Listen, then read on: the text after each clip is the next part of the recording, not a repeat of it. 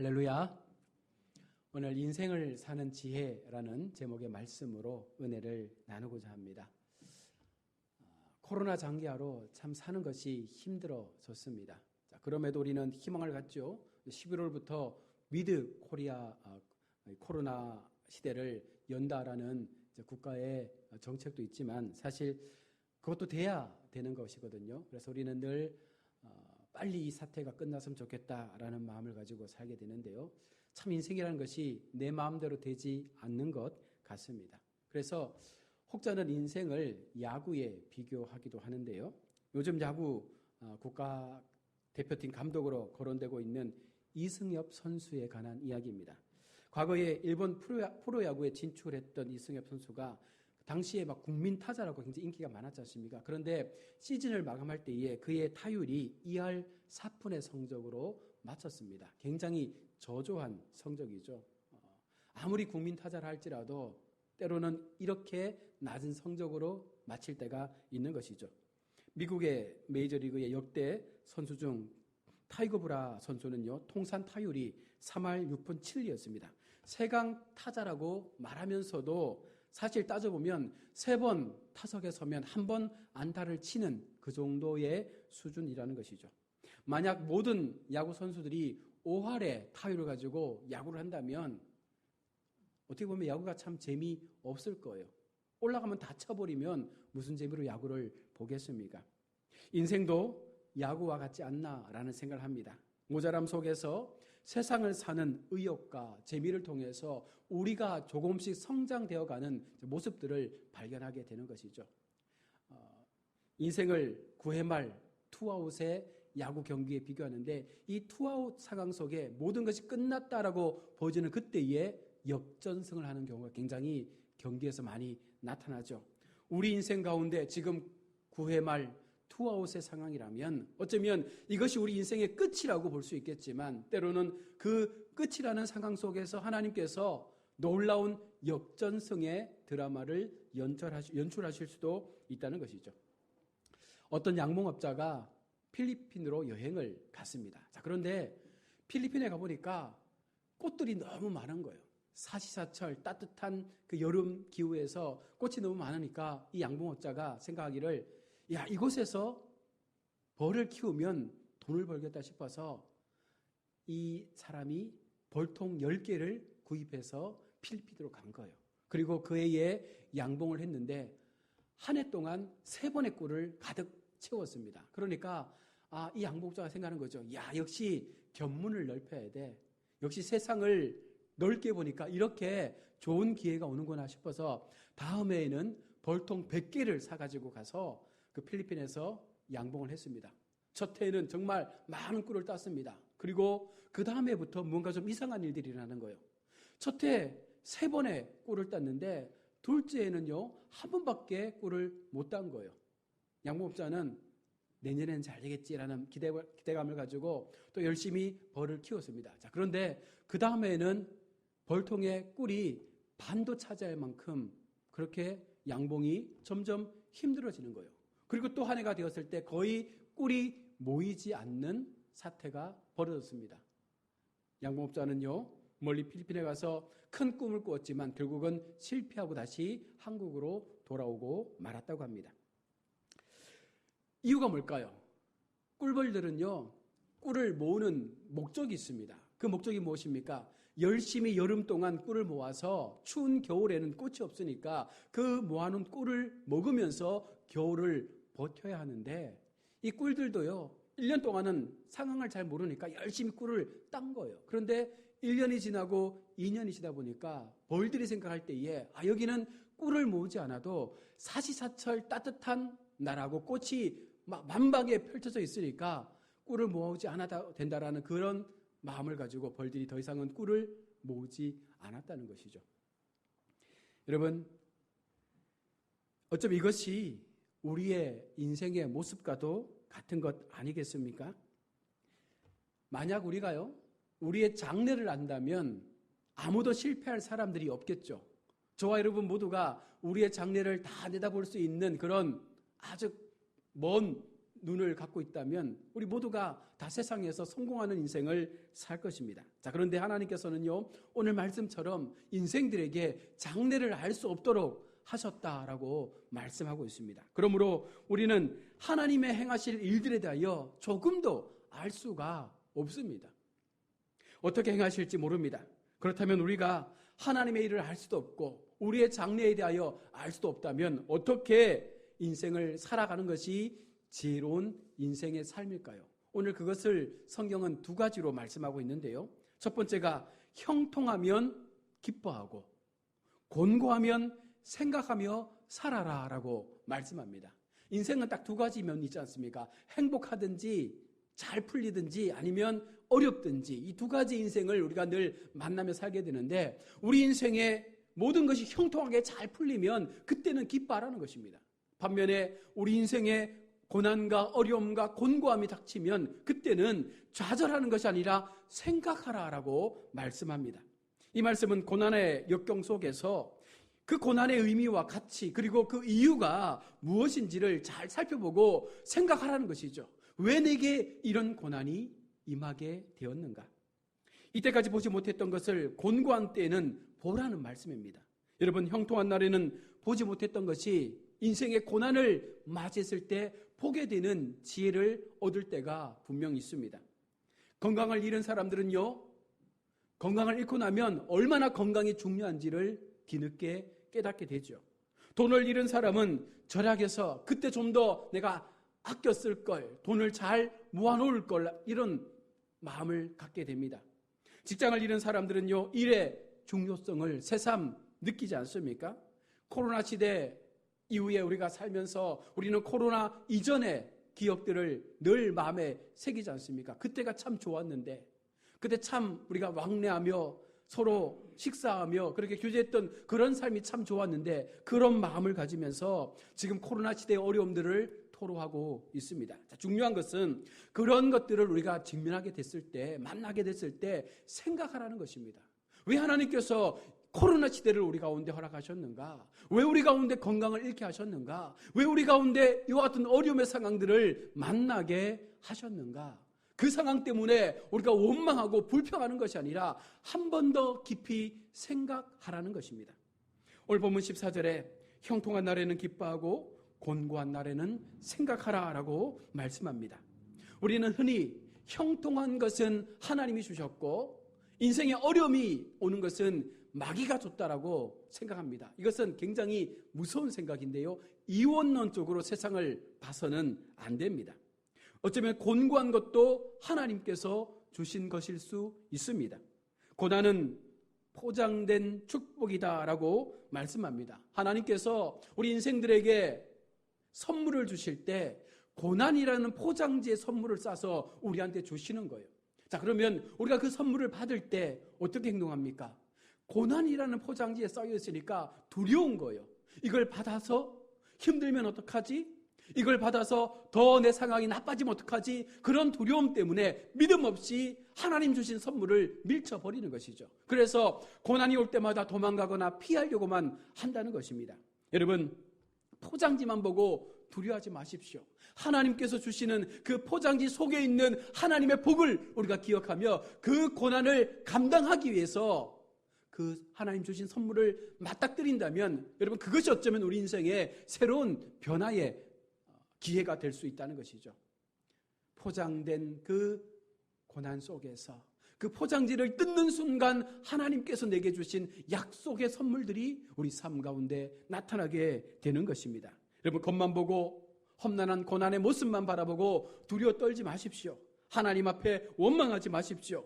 하나님께서 내게 주신 이 고난을 통하여 하나님은 우리의 삶을 준비하시고 우리의 믿음을 더 크게 세워가시고 얼마나 온전한 그릇이 되어져 가는지를 훈련하고 있다는 사실입니다.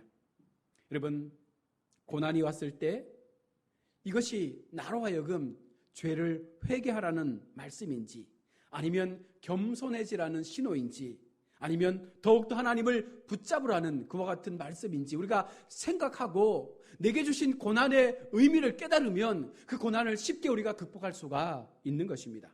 죄 때문에 고난이 왔으면 여러분 회개하면 그 문제가 해결되어집니다.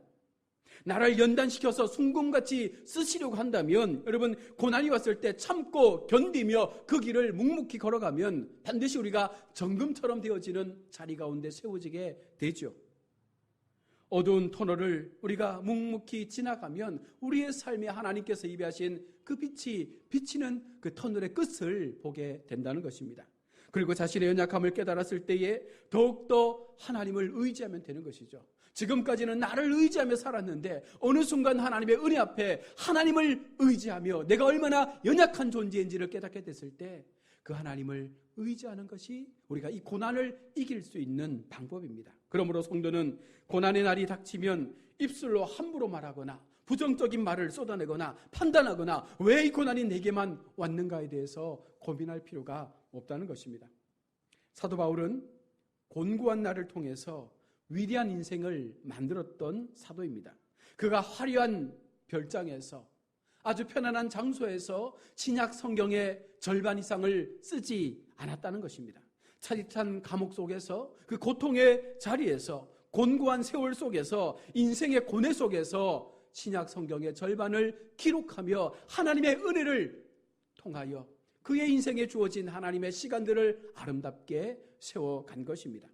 여러분, 형통한 날을 사는 지혜가 있고 곤고한 날을 사는 지혜가 있습니다. 하나님께서 우리 모두에게 이와 같은 지혜의 삶을 주셨습니다. 곤고한 날에 부정적 생각을 하면 안 됩니다. 긍정적이고 좋은 생각을 해야 이 곤고한 날에 하나님으로부터 도움을 얻을 수 있는 것이죠. 요즘 뉴스에 많이 나오는 것이 코로나 우울증이라고 합니다. 코로나가 장기화되면서 많은 사람들의 마음 가운데 계속해서 부정적인 생각이 드는 거예요. 이 코로나가 끝나지 않으면 어떡하지? 이 코로나 때문에 사람들을 만나지 못하니까 너무 마음이 힘들고 어렵다라고 해서 병원을 찾는 사람들이 굉장히 많아졌다고 합니다. 여러분, 성경은 말씀합니다. 우리 인생에 고난이 닥쳤을 때에 두려움이나 우울한 감정이나 낙심하는 마음이 아니라 오히려 그 고난을 우리의 삶으로 가지고 와서 고난과 함께 그것을 우리가 인생의 삶으로 싸워서 이기면 어느 순간 그 고난의 포장지가 벗겨질 날이 오게 된다는 것입니다. 곤고한 날에 성도가 취해야 될 자세에 대해서 성경이 분명히 말씀하고 있습니다. 무엇입니까? 낙심하지 말라는 거예요. 어떤 상황 속에서도 낙심하지 말라. 하나님의 자녀는 낙심해서는 안 된다는 것입니다. 하나님의 자녀는 하나님의 자녀답게 세상 앞에 만난 고난 앞에서도 오히려 더 당당하게 생각하며 지혜롭게 이 고난을 뛰어넘을 수 있는 믿음의 마음을 가져야 한다는 것이죠. 사람은 두 가지 환경에 처할 때 흔들리게 되는데요. 첫 번째는 너무 잘 될 때 힘들어지는 거예요.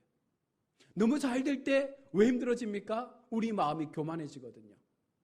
인생이 형통하고 모든 것이 잘 풀리고 내가 계획하는 대로 모든 삶이 형통하게 만들어져 가면 야, 역시 내가 하면 되는구나 라는 그 마음을 가지고 어느 순간 하나님을 잊어버린 채 내가 한다라는 그 교만함 때문에 그 인생이 무너질 수가 있는 것입니다. 또 하나는요, 너무 어렵고 힘들 때 낙심하고 좌절하는 삶을 살게 됩니다. 힘들어 낙심이 찾아올 때 여러분, 우리는요, 어떻게 이 힘든 상황을 이겨낼 수 있습니까? 바로 하나님을 바라봄으로 이 상황을 이겨낼 수가 있는 것이죠. 우리가 하나님을 믿는데 그 믿음이라는 것이 어떻게 보면 굉장히 단순합니다. 자녀가 아버지를 바라보고 자신의 상황을 이야기하는 것처럼 우리가 하나님을 바라보고 우리의 상황에 대하여 고백할 수 있는 그 하나님에 대한 믿음의 모습들이 일어날 수 있을 때 하나님은 우리에게 그 고난을 이길 수 있는 위로의 삶으로 우리를 이끌어 주시는 것이죠. 성도는 낙심하지 말고 우리를 도우시는 하나님을 바라보아야 합니다. 하나님을 찾고 하나님의 능력을 구하면 그 능력 가운데 임하시는 하나님의 은혜가 우리의 삶을 아름답게 만들어 가시는 것이죠. 하나님을 바라보지 못하고 계속 환경만 바라보는 사람, 또한 사람만 바라보는 사람, 그런 사람은요, 낙심이라는 함정에 빠질 수밖에 없습니다. 저 사람은 왜 저렇게 잘 살지? 저 사람은 왜 저렇게 하는 일마다 형통하지? 나는 왜 저 사람에 비해서 공부도 더 많이 했고 더 많은 지식을 가지고 있는데 왜 나는 하는 것마다 안 되지? 이렇게 비교하다 보면요, 어느 순간 우리의 신앙은 바닥을 칠 수밖에 없는 것입니다. 사랑하는 우리 성도 여러분, 기도하다가 응답이 늦게 온다고 낙심하지 마십시오. 하나님 앞에 정말 열심히 충성했는데 나의 인생 가운데 어려움이 다가온다고 낙심하지 마십시오. 선을 행하며 정말 믿음으로 하나님 앞에 살아왔는데 내 인생이 왜 이렇게 어렵고 힘드냐라는 그와 같은 마음을 가지고 하나님 앞에 낙심의 인생으로 나가지 마십시오. 어두운 인생의 밤을 통과하는 우리 성도 여러분, 캄캄함 속에서 낙심하지 마십시오. 어두운 밤이 지나면 반드시 밝은 아침이 찾아옵니다. 하나님께서 우리를 세상의 빛이라 말씀했습니다. 예수 그리스도가 인생의 빛이라 말씀했습니다. 아무리 어두워도 그 빛이 세상에 들어오면, 그 빛이 우리 인생 가운데 들어오면 우리 인생을 밝힐 수 있는 능력이 나타나게 되는 거예요. 여러분, 밤이 무섭습니다. 그 어둠이 우리를 두렵게 합니다. 그러나 어느 순간 새벽에 동이 틀 때에 그 찬란한 빛이 비치면 어느 순간 그 어둠은 나도 모르는 사이에 사라지고 만다는 것이죠. 이것이 하나님께서 우리 가운데 주시는 능력의 모습인 것입니다. 때가 되면 반드시 하나님은 우리를 가장 아름다운 삶의 열매로 그렇게 살아갈 수 있는 믿음의 은혜를 허락하여 주시겠다 말씀하고 있습니다. 갈라디아 6장 9절입니다. 우리가 선을 행하되 낙심하지 말지니 피곤하지 아니하면 때가 이름에 거두리로다. 우리가 낙심하지 않고 끝까지 이 믿음의 선을 행하면 반드시 하나님께서 때가 되어 거두는 은혜를 주시겠다 말씀합니다. 고린도후서 4장 8절에 우리가 사방으로 우겨 쌓임을 당하여도 쌓이지 아니하며 답답한 일을 당하여도 낙심하지 아니하노라. 우리가 사방에 수많은 적들로부터 우겨 쌓임을 당하여도 사방에 둘러싸여 있는 그 적 앞에 두려워 떠는 것이 아니라 오히려 그 답답한 상황 속에서 낙심하지 않으면 하나님께서 하늘의 문을 여셔서 우리의 모든 사방의 어려움들을 해결해 주시겠다 말씀하고 있습니다. 사람은 잘 될 때도 있고 형통할 때도 있고 안 될 때도 있습니다. 여러분, 모든 것이 잘 되는 때는 형통의 때죠.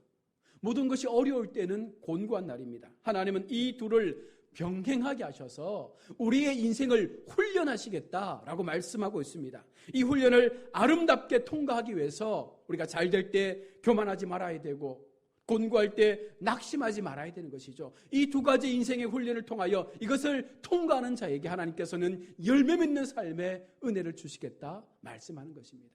중요한 것은 믿음의 그릇을 준비해야 되는 거예요. 우리 인생에 정말 하나님께서 부어주실 때에 그것을 가득 받을 수 있는 인생의 그릇을 준비할 수 있는 마음을 가져야 됩니다. 그리고 형통의 때나 곤고한 날이나 변함없이 하나님을 사랑하며 그 사랑 속에서 여전히 나를 붙잡고 계시는 하나님 앞에 우리가 충성할 수 있을 때 우리의 삶은 더 아름다워질 수 있는 것입니다. 하나님이 나에게 주신 그 은혜, 그 사랑을 생각하며 이 생명이 마치는 그 순간까지 우리는 하나님을 위해서 어떻게 살 것인가 고민하고 생각하며 나아갈 때에 내 인생 여정 끝나는 날에 후회 없는 인생을 마치게 되는 것이죠. 인생을 잘 살았다라는 평가를 어떻게 할 수 있습니까? 죽음이 아름다운 사람이 인생을 잘 산 거예요. 여러분, 장례식장에 많은 사람들이 애도하러 와서 그의 죽음을 안타까워하는 것은 그가 잘 산 것이죠. 그러나 반면에 어느 누구도 찾아오지 않고 그의 죽음에 대하여 아무런 반응이 없으면 그것은 잘못된 인생입니다. 여러분, 우리 인생이 하나님 앞에 어떤 삶으로 살았습니까? 정말 평생의 삶을 하나님 앞에 우리 주님께서 말씀하실 때 참 잘 살았다, 고생했다, 이제 천국에서 나와 함께 평안의 삶을 살자라는 이 고백을 들을 수 있는 성도가 참 잘 산 거죠. 하나님께서는 인생의 형통의 날과 곤고의 날을 병행케 하셨습니다. 인생에는 울 때가 있고 웃을 때가 있습니다. 슬퍼할 때가 있고 춤출 때가 있습니다. 순탄한 날이 있고 험난한 날이 있습니다. 이 모든 것들을 번갈아 우리 인생 가운데 주셨다라고 말씀합니다. 그래서 평생 성공만 거듭하는 사람 없고요, 평생 실패만 거듭하는 사람도 없습니다. 그러므로 성공했다고 자만할 것도 없고 실패했다고 좌절할 것도 없는 것이 인생이다라고 말씀합니다. 우리 인생에 우리가 원하는 만큼은 아니더라도 하나님이 내게 주신 은혜 속에서 조금씩 우리가 이루어가는 그와 같은 성취의 결과물이 있다면 그것에 감사할 수 있는 삶을 사는 것이 하나님의 자녀의 모습이죠. 모든 것이 쉽게 성취된다면 그 인생은 참으로 재미없을 것입니다. 그리고 하나님 앞에 그 인생은 참으로 믿음으로 살려고 애쓰지 않을 것입니다. 왜냐하면 조금만 노력해도 다 얻을 수 있다면 그는요 하나님을 믿을 이유가 없는 것이죠. 말씀을 마칩니다. 하나님께서 우리 가운데 원하시는 것이 있습니다. 너의 인생의 삶을 통하여 때로는 형통하기도 하고 때로는 곤고하기도 합니다. 그럴 때마다 나의 삶에 주신 하나님의 그 길을 통하여 형통할 때는 감사함으로 기뻐하고 더 주님을 위하여 무엇을 해야 됩니까? 라고 고백하며 그 길을 가면 되는 것이고요. 곤고할 때는 하나님, 내가 이 공고함 앞에 낙심하지 않고 오히려 더 믿음을 굳게 해서 하나님이 내게 주신 이 믿음의 훈련을 잘 겪음으로 우리의 그릇을 더 아름답게 다듬어서 언제라도 부어주실 하나님의 그 상급을 바라보며 믿음으로 달려가겠습니다 라는 그 마음을 가지고 우리가 나아갈 수 있다면 여러분, 우리 인생 어쩌면 더 아름다운 인생이 될 수가 있는 것이죠. 우리에게는 어떤 인생을 사는 지혜가 있습니까? 여러분들에게는 어떤 인생의 삶을 어떻게 살아가는 지혜를 가지고 나아가십니까? 하나님께서 오늘 주신 말씀처럼 하나님께서 행하신 일을 보라. 13절입니다. 하나님께서 굽게 하신 것을 누가 능히 곧게 하겠느냐. 하나님께서 우리 인생을 굽어 놓으셨습니다. 아무리 우리가 능력이 있어도 그 인생을 펼 수 있는 힘이 없어요. 하나님께서 굽게 하신 것은 우리의 힘으로 펼 수 없습니다. 하나님께서 펼쳐주셔야 그 굽은 인생이 펼쳐지는 것을 우리가 믿는다면 여러분, 인정하고 받아들이고 믿음으로 하나님 앞에 나의 삶을 더 겸비하게 세워갈 수 있는 삶을 사는 것, 이것이 바로 하나님께서 우리 가운데 깨닫도록 말씀하여 주시는 인생의 지혜인 줄로 믿습니다. 이 마음 가지시고 또 한 주간 주님 앞에 바른 지혜의 삶을 통하여 어떤 상황이 나의 인생 앞에 놓여진다 할지라도 이것이 하나님께서 내게 주신 인생의 걸음인 줄로 믿고 우리 모두가 선한 역사 이뤄가시는 믿음의 거룩한 백성들 다 되어지시기를 주의